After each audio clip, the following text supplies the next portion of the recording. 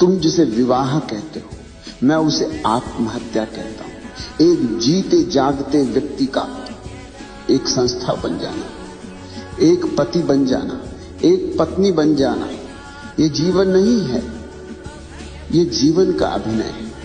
क्या तुमने कभी दूल्हे को घोड़ी पर बैठे हुए गौर से देखा है?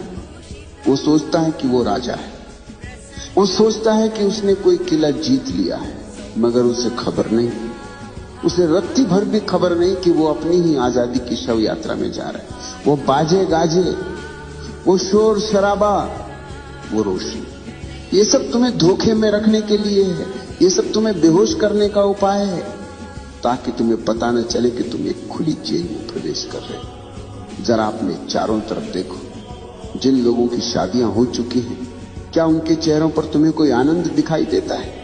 क्या उनकी आंखों में तुम्हें वो चमक दिखाई देती है जो किसी प्रेमी की आंखों में होती? नहीं, वहां सिर्फ थकान है, एक ऊब है, एक बासीपन है। वे एक दूसरे को प्रेम नहीं कर रहे, वे एक दूसरे को ढो रहे हैं, जैसे कोई पुरानी लाश को कंधे पर लाद कर चल रहा हो। और मजे की बात यह है कि वे मुस्कुराने का नाटक भी कर रहे हैं।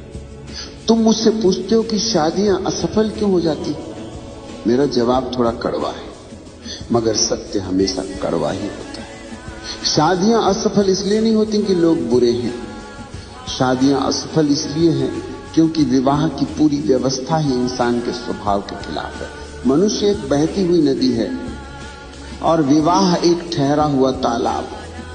नदी बहती रहे तो साफ रहती, ताजा रहती, रुक जाए तो सड़ जाती है, उसमें कीड़े पड़ जाते हैं, बदबू आने लगती है। आज हर घर से वही बदबू आ रही है, कलह की, संघर्ष की, घुटन की। तुम सोचते हो कि 7 फेरे लेने से, मंत्र पढ़ने से या किसी कागज पर दस्तखत करने से प्रेम पैदा हो जाएगा। कितने नासमझ हो तुम। प्रेम कोई व्यापार नहीं है, प्रेम कोई समझौता नहीं है, मगर तुम्हारा विवाह 100% समझौता है। तुम प्रेम के कारण विवाह नहीं करते, तुम डर के कारण विवाह करते हो। तुम्हें डर है अकेलेपन का, तुम्हें डर है बुढ़ापे का, तुम्हें डर है समाज।